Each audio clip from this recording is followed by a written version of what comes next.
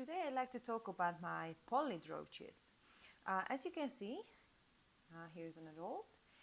They are pretty small roaches, and I have to start this video by admitting actually that for a pretty long time I wasn't a big fan of these guys. I didn't buy these roaches, they were gifted to me, and I kept them in a pretty small container.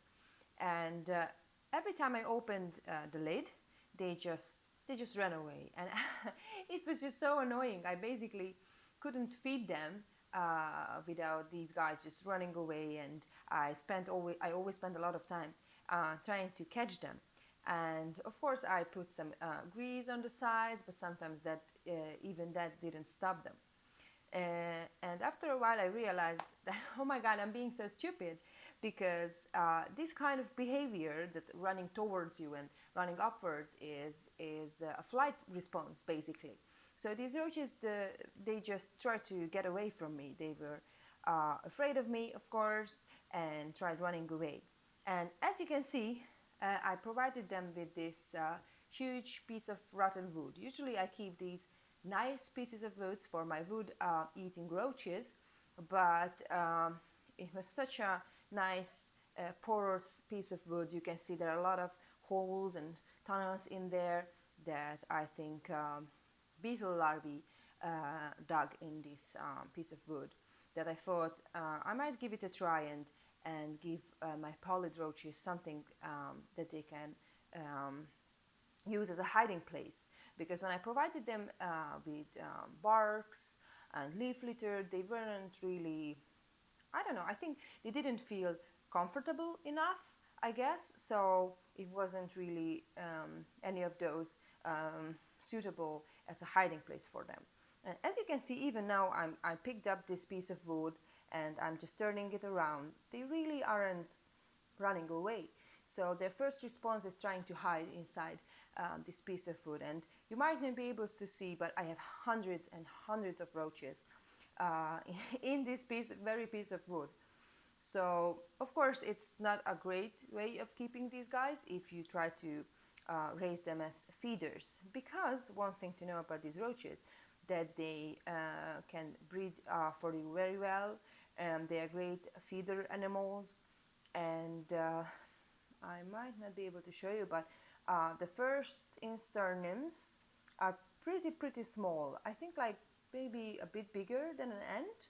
So if you have a big breeding colony of these, you might even be able to feed maybe frogs with them. Oh, I have a hitchhiker here, centipede.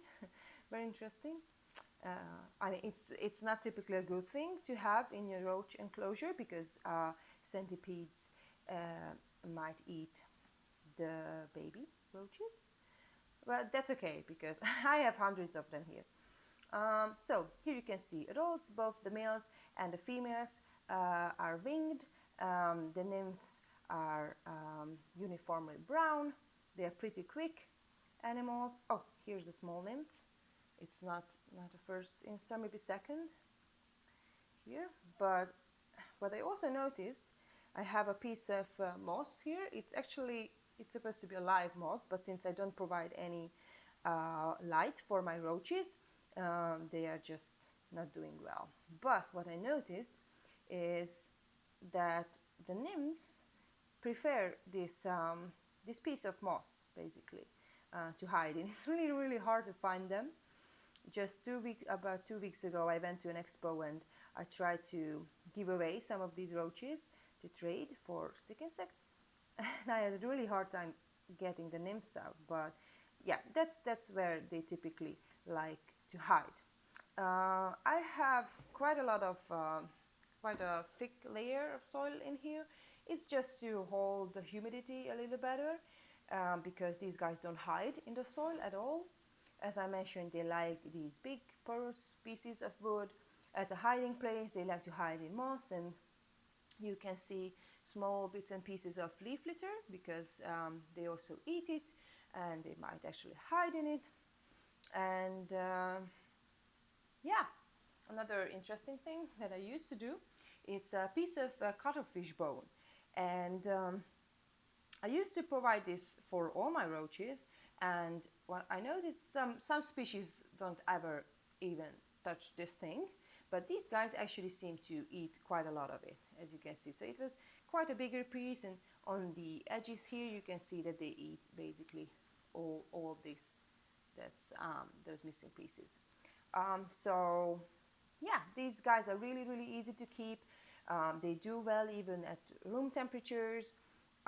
They eat any type of cat food, fruits, vegetables, so they are not picky eaters at all. Oh, here's, you can see one individual just molted right now.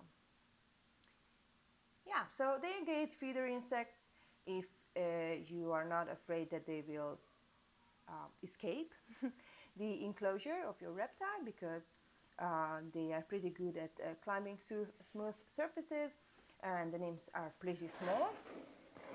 And I don't know how can I show you? Yeah, so this is this is just stockings. I had to sacrifice my stockings to put here, because I drilled two. The holes that I drilled were too big, and the nymphs were getting through. So basically, I just taped some stockings here, so the nymphs can't or wouldn't get through. Yeah, and you can see a small nymph crawling right there.